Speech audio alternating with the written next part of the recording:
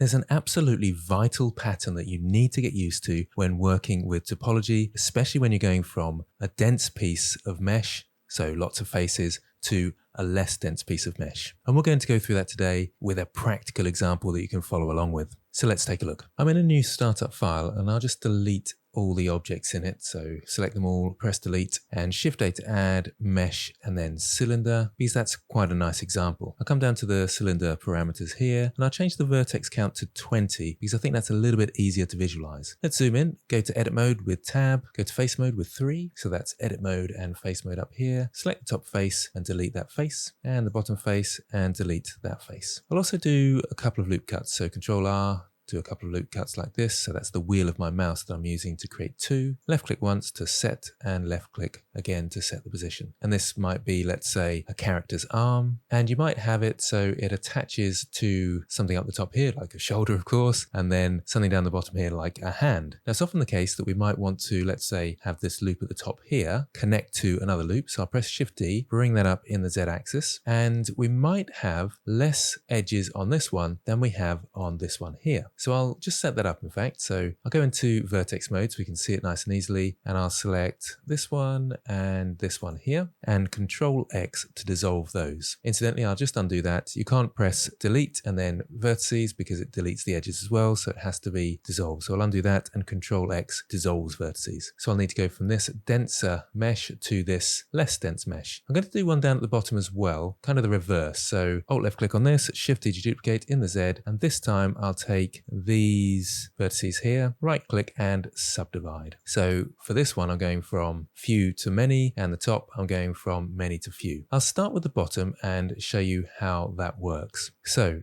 let's zoom into that. So we need to go from 2 edges to 4 edges across here. So how can I go from here to here, but still keep it with quad topology? Because quad topology is so much easier to work with. We want to keep the quads as far as possible when modeling. So have a quick think how you can set that up to go from 2 to 4 just here. Okay, well, the simple way of looking at that is if I go to face mode with 3, select these 2 faces here and press I to inset. Bring that in. I'll press B for boundary, so it won't inset the boundary there. That's the part without any topology on it, and left click to set that. So you can see if I go to edge mode, I've got 1, 2, 3, 4 here to go to 4 down here. So I should be able to Alt left click on this loop, Shift Alt left click on that one, and right click up to bridge edge loops. And you can see we've joined those together nicely. And this pattern is absolutely key. You'll see this a lot on quad-based topology because there'll be instances where you're trying to reduce the topology along a certain section. So understanding that idea about insetting like this is absolutely vital to going from dense mesh to less dense mesh. So how do we do the reverse up the top? Well, it's kind of straightforward, but it does take a little bit of thinking about. So again, I'll go to vertex mode so you can see it. We're trying to go from these 4 across here to these 2 here. I'll zoom out just a touch so you can kind of see the shape down here. Have a quick think how you do that.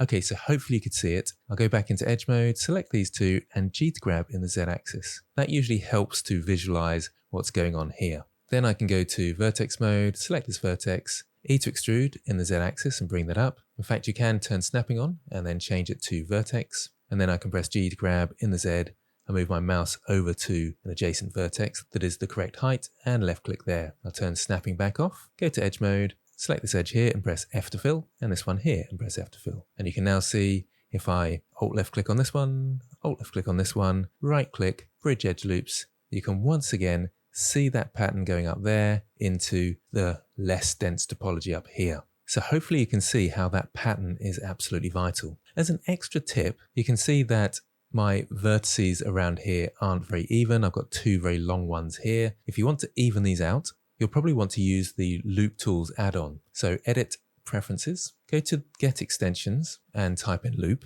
You'll see Loop Tools there, and you can then click Install. Once it's installed, just double check on add-ons there, type in Loop, and you can see the Loop Tools add-on is actually enabled and ticked there. Close that down. I can select the top edge now. I can right click and go up to loop tools at the top here, or I can press N on my keyboard, go down to edit and open up the loop tools just here as well, which is the same menu. I can press relax, which relaxes them in, so I can slowly taper them in. And let's say if I extrude again, bring this up, I can then relax again and bring that in. I can also change the iterations to make it more relaxed, and you can see that bringing it in there. Or if I go to the bottom one and press space, that will actually space it out evenly for me, but that kind of does it immediately, as you can see there. So there's two options for you there, which can be really useful. So those are the patterns to look out for when you're going from a dense piece of topology to a less dense piece of topology. Hopefully that will help you in your topology exercises in the future. Thanks for watching, and I'll see you next time.